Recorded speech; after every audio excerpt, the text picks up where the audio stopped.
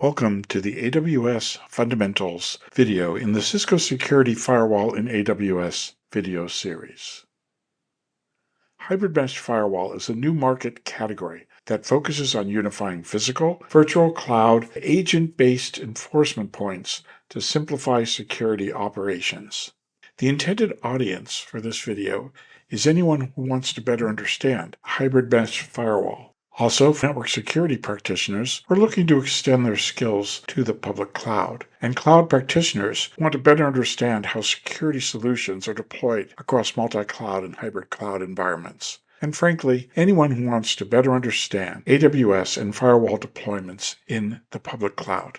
The objective is to provide an understanding of AWS fundamentals sufficient to deploy and manage security solutions in AWS environment. The prerequisite for this video is a basic understanding of network technology and network security, at least for physical networks.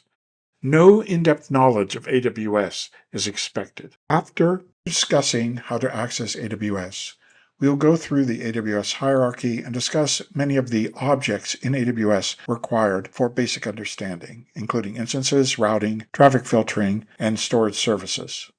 Let's discuss accessing AWS. Particularly when you're first learning AWS, you do most of your administration in the AWS console. The AWS console consists of multiple sections, each section having multiple pages.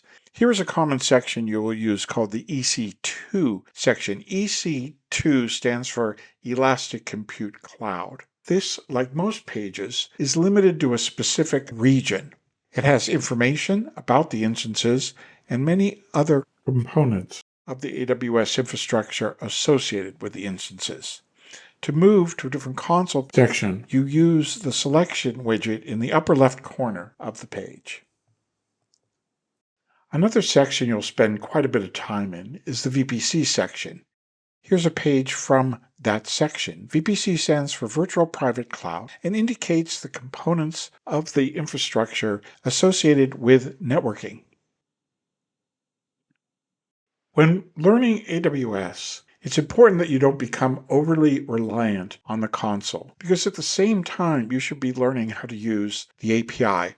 A convenient way to use the API is using the AWS CLI, which can make API calls from any machine on which it's installed and configured.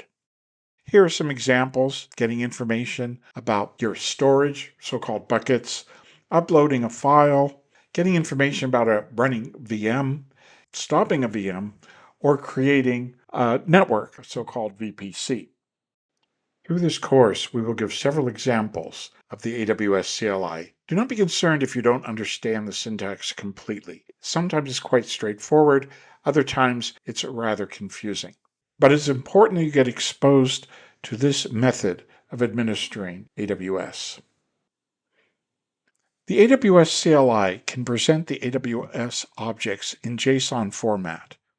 This is often the best way to understand the structure of the object and then create the correct query to retrieve the components of the object that are relevant. Here we see how to print the VPCs along with their associated sitters. As mentioned, the AWS CLI utilizes the API. You may, however, wish to use the API directly. This can provide better automation, integration with your applications, more of a comprehensive control, and consistency within your AWS configuration. Here's a simple example of the AWS API in a Python script. Boto 3 is the official AWS SDK for Python programming.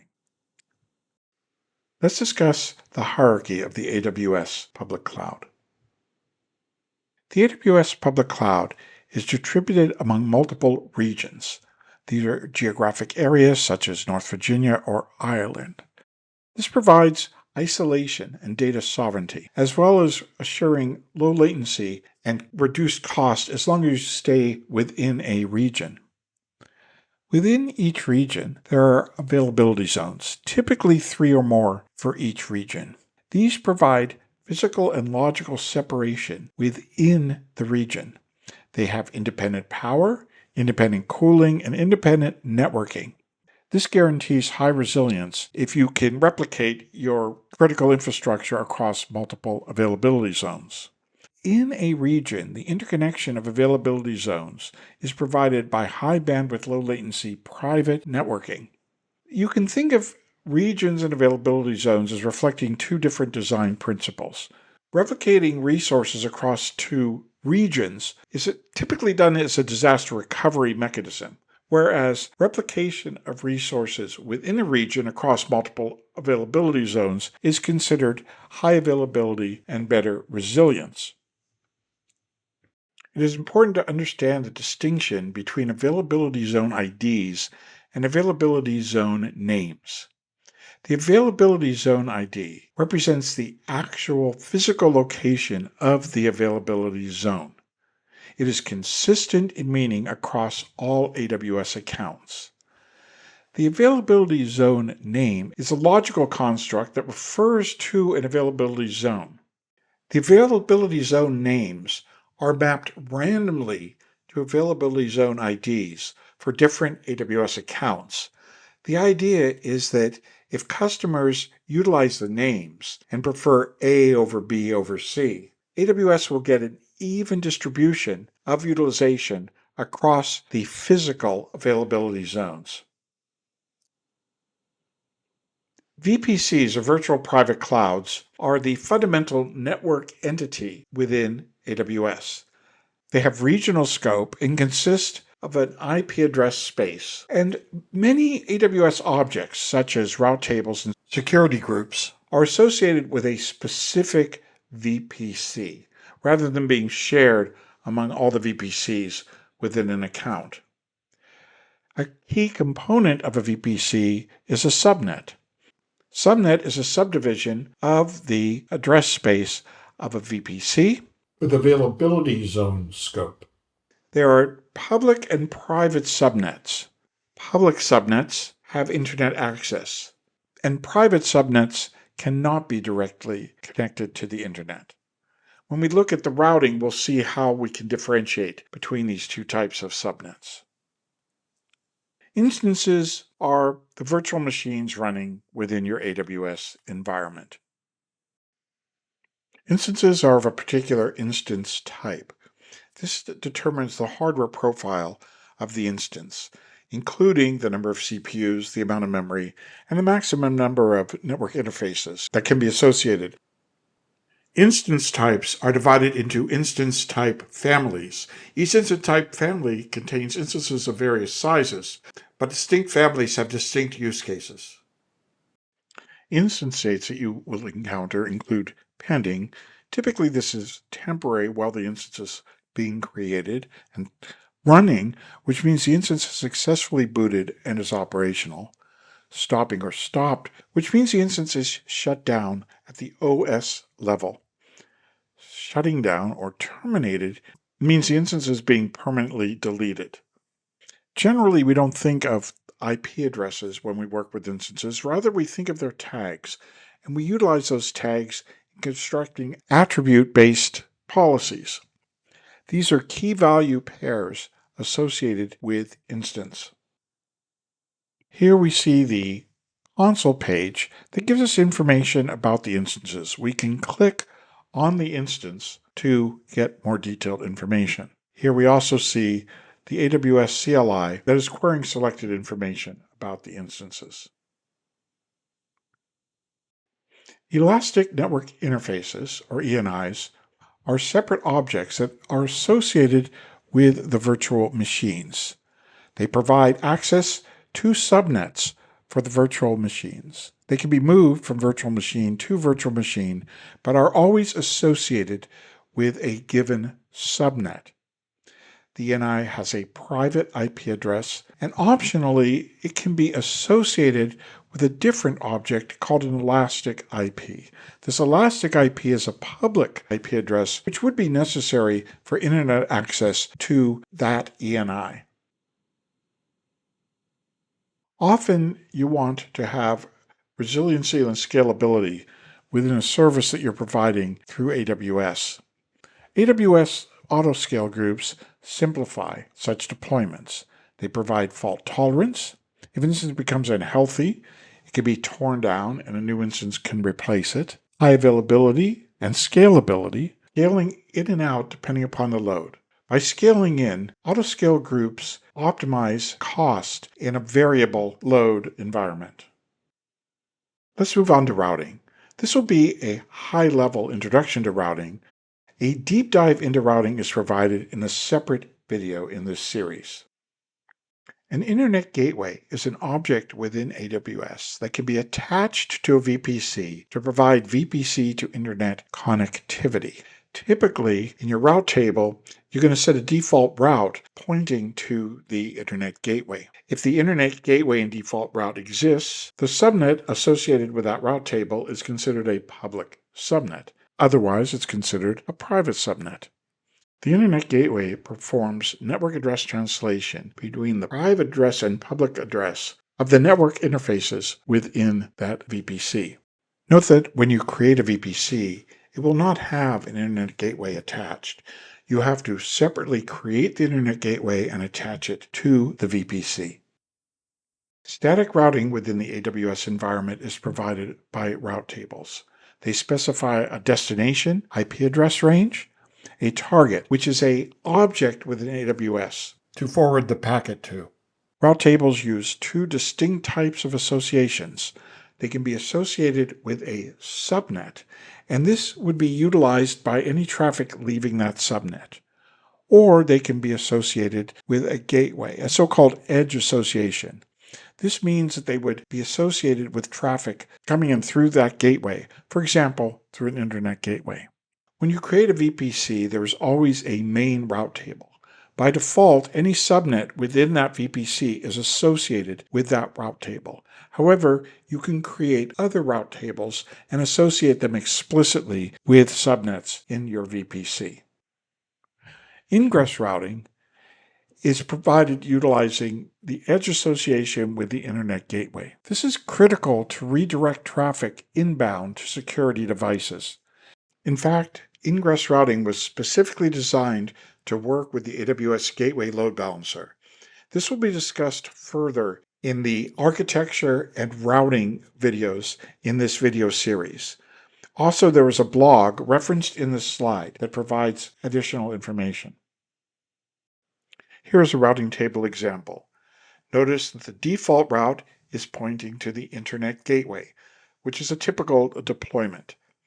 Notice also that much of the private address space is being pointed to this TGW. This stands for Transit Gateway. We will discuss Transit Gateway architecture in the architecture video in this series. And as far as the sitter within the VPC, traffic is delivered locally. This would correspond to all the subnets within the VPC.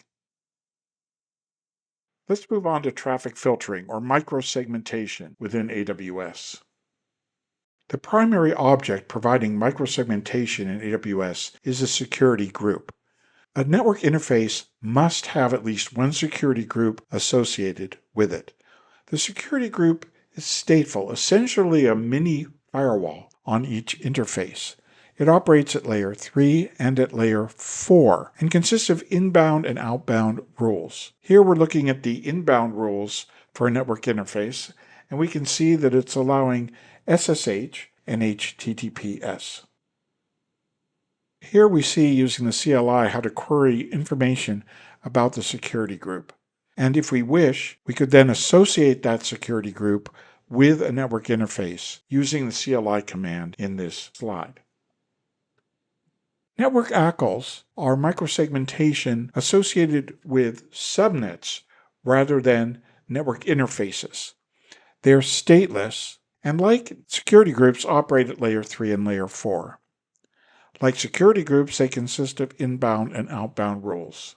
Here we see the default configuration of a network ACL, allowing all traffic inbound and all traffic outbound. Typically, you don't modify network ACLs. A key attribute to understand is the source destination check on a network interface. By default, an AWS network interface will only allow inbound traffic addressed to its private IP. and will only allow outbound traffic with a source of its private IP. These are called source destination checks. Although servers typically only accept traffic directed to their IP address and only generate traffic with a source of their IP address, devices such as firewalls frequently have to process traffic with different source and destination IP addresses. Therefore, for your data interfaces of your firewalls, it's important that you disable source destination checks. We conclude this video with a short discussion of Amazon Simple Storage Service, or S3.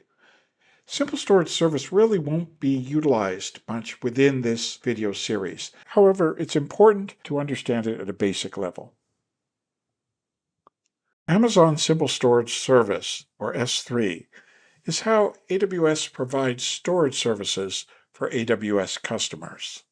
It's an object-oriented architecture utilizing containers and objects. Each object includes its contents, a unique identifier, and descriptive metadata.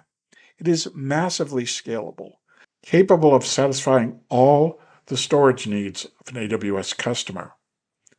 It's highly durable and highly available. AWS refers to 11 nines, although I suspect that this is a theoretical calculation rather than an empirical statistic. It utilizes unique naming across all AWS accounts. This generally requires randomization of a component of the S3 bucket name. It has regional placement, and by specifying it within a region, you can achieve low latency, compliance, as well as reduce cost. It provides granular access control, including bucket policies and access control lists. The data in the buckets can be encrypted for data security if desired. It's highly accessible. Data stored in S3 buckets can be accessed over the internet via the Amazon console, the S3 API, or through unique URLs associated with each object. S3 buckets support versioning, which allows you to retrieve every version of an object. Users can implement data lifecycle policies, automatically moving data or deleting data to save cost. Thank you very much for your time.